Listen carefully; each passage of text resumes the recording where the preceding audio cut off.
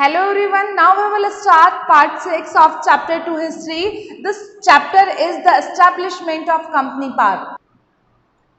In this video, we read about expansions of the British Empire. British Empire का विस्तार कैसे हुआ India में।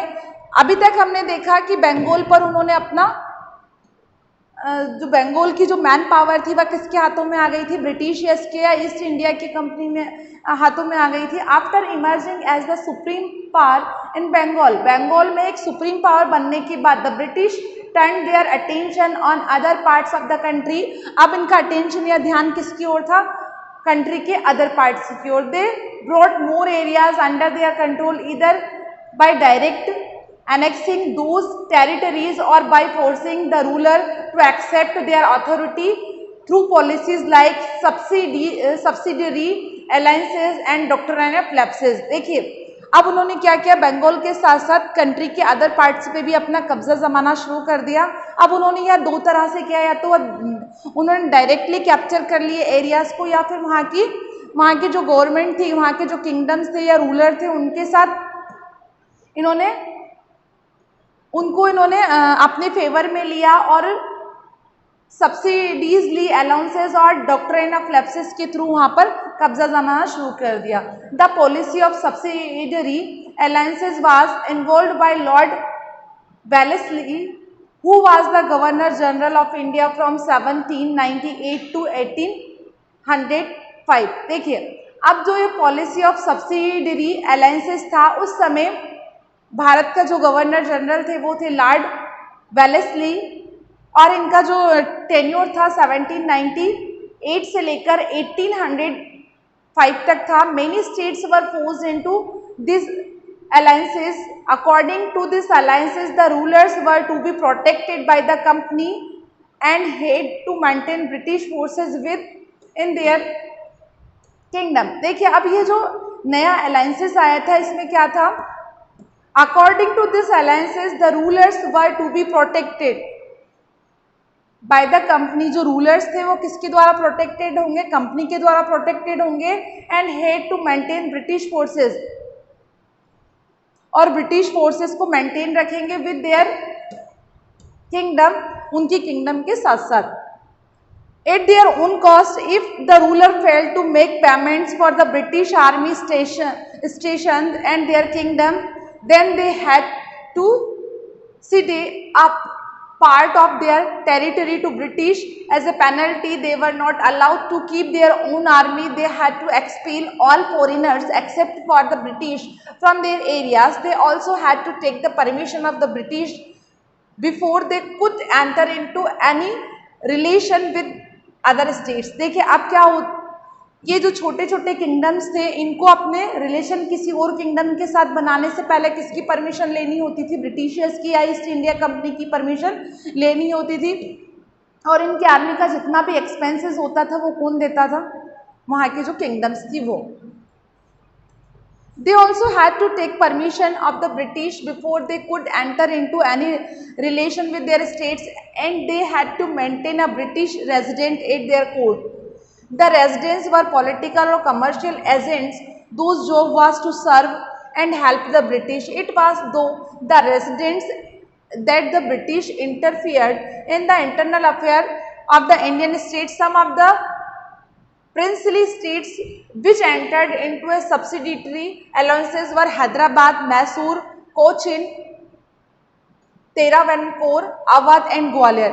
ये सारे जो स्टेट्स थी या इनकी प्रोविंसेस बन गई थी, और यहाँ पर किसका रूल चलने लगा था, ब्रिटिश या ईस्ट इंडिया कंपनी का रूल चलने लगा था।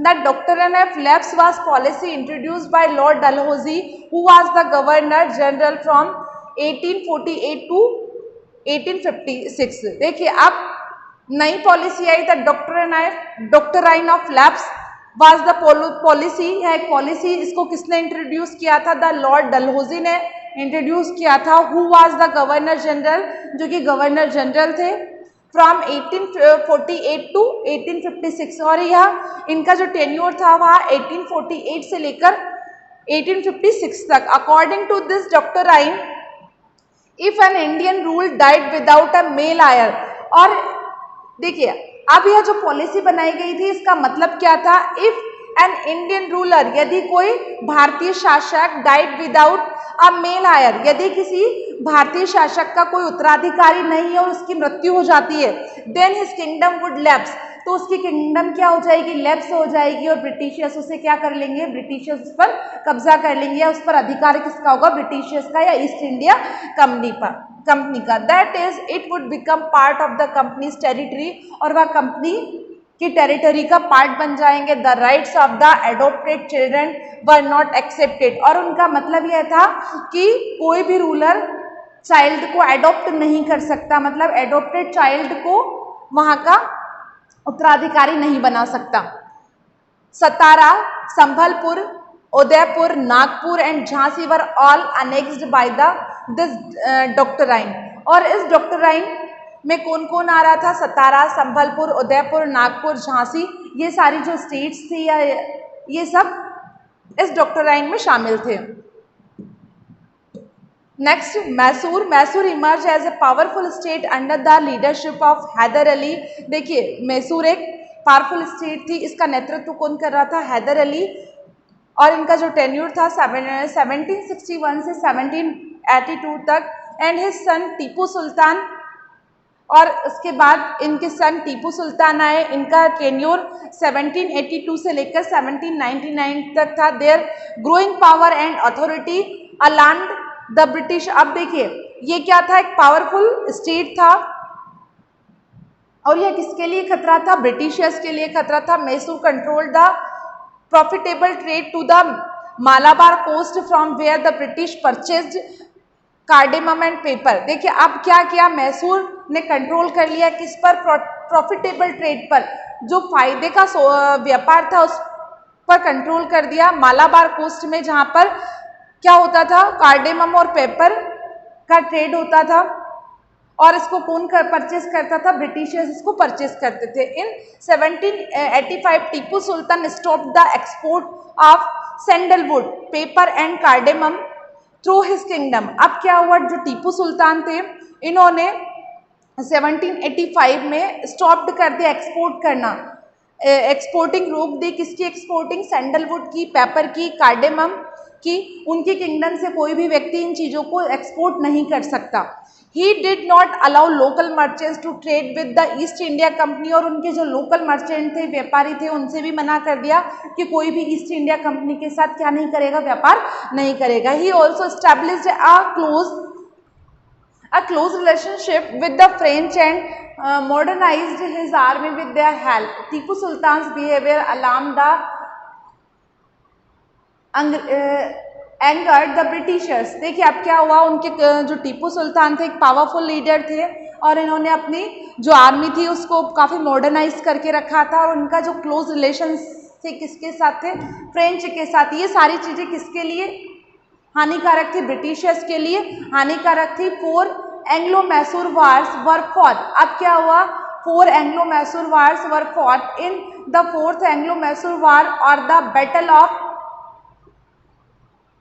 शेरिंगपटम, Tipu Sultan died defending his capital of शेरिंगपटम।